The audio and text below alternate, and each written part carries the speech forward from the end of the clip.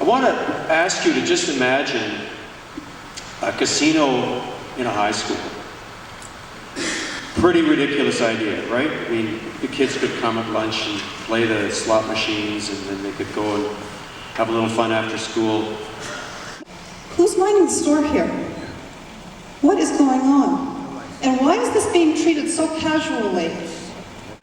In your mind, there must be, as there is in my mind, some point where you say, there are certain places we don't want to go with gambling. People don't want to gamble that much. Edgewater went out of business. There wasn't a demand for a whole lot of slot machines in this neighborhood. So there's going to have to be a created demand, and how is it going to be created? They're going to get people who are going in and out of BC Place Stadium, BC Place Casino, just about said it. Well, that's what it'll become. There you go. I mean, what kind of message are we giving to our children when we take them to the hockey game and they walk next to the gaming tables? Our main community sporting gathering place is going to become a casino. Think about what that really means if you have a casino as your centerpiece of your neighborhood. This is not a community gathering place. When you're in a casino, their job is to keep you focused on that slot machine. There are no windows. There's no interface with the street. It's not something where people can come in and sort of go in and out and enjoy each other.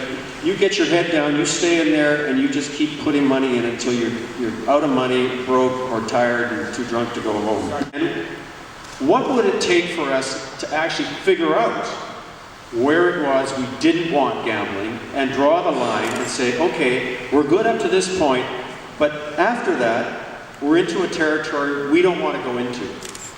There hasn't been enough discussion about what we want our city to be. We've never had that discussion in BC. We've never had that discussion in Vancouver. I don't know about you, but I'm not very happy about Vancouver's urban planning being done in Victoria. Where does it stop? Where are we going with this? We don't have a plan. We don't have a limit. In 2002, we didn't have a single slot machine in the city of Vancouver. And it is all driven by the industry, which does have a plan. Bigger, more.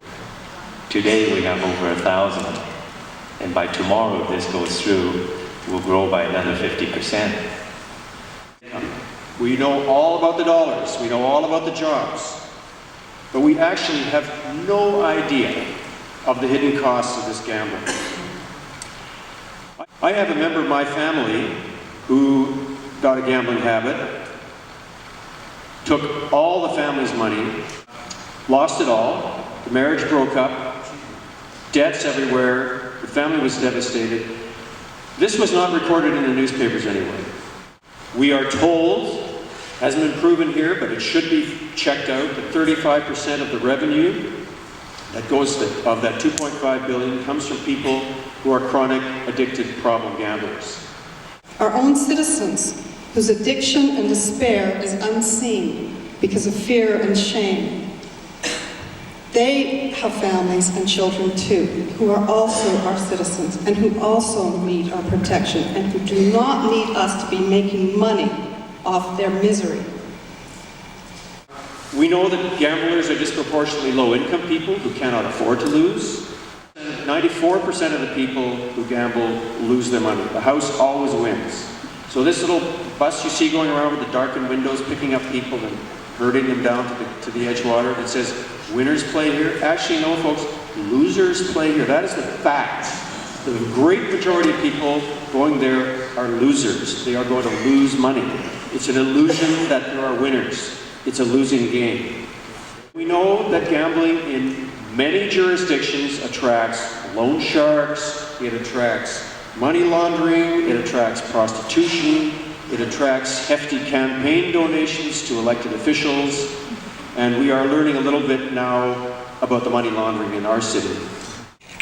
According to published news stories, it's common for casino clients to walk in to casinos with $500,000 in $20 bills in plastic bags. What kind of thinking is that? I agree with you. It is common for business people to do that. If your business is dealing drugs or running guns, or running prostitution, if that's your business, that's how you get your currency, and you want to launder it through a casino. And we are told that it's just not such a big deal if somebody walks into the casino with hundreds of thousands of dollars in $20 bills. Why? Because the people who regulate gambling in our community, from the top to the bottom, are all beneficiaries of revenues from gambling. And that starts at the provincial government, it goes to the BC Lottery Corporation, it goes to the City of Vancouver, it goes to a lot of us. There is one organization, I just want to mention, that does not benefit from gambling, that has some oversight, and that's the RCMP. But what's happened with the RCMP? There was an integrated illegal gambling enforcement team from 2002 to 2009. It's been disbanded. The RCMP are saying publicly, we got some problems here, folks. There's something going on with this money laundering. In January 2009, it reported to government, and it cited some very serious risk factors, including the extreme vulnerability of casinos to money laundering. That's their wording, extreme vulnerability. But there's no integrated team that's dealing with it. There's nobody measuring it. And an emergency meeting was called to discuss this report, and within weeks, the unit was disbanded. In the 55-page application for rezoning of the Edgewater Casino property, or the Palco property, and the expansion, the amount of space devoted to policing and monitoring is one paragraph in 55 pages. The people in charge of looking after that are the BC Lottery Corporation, whose interest is to have more of that happening to get the revenues going. FinTrack fined the BC Lottery Corporation $670,000 for failing to monitor suspicious money transactions. To put BCLC in charge of monitoring abusive gambling is like having the Hells Angels in charge of abusive gang activity. So I think that we have to have a better vision. Vancouver can do better than this. Vancouver, I realize some people say the horse is out the door, like it's done. Why are we fretting about something that's already a part of our community, so let's not worry about it. And now it's a done deal. Don't you get it? It's a done deal. What are you thinking about? What are you doing here? This is all a done deal. It's already been decided.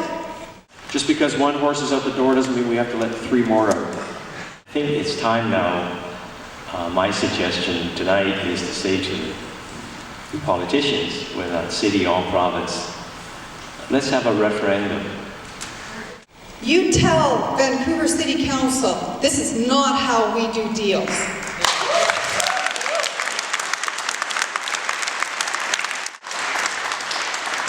Let the people of Vancouver speak, and let's make it an election issue, and let's see where the leaders of our community stand in terms of understanding what we want.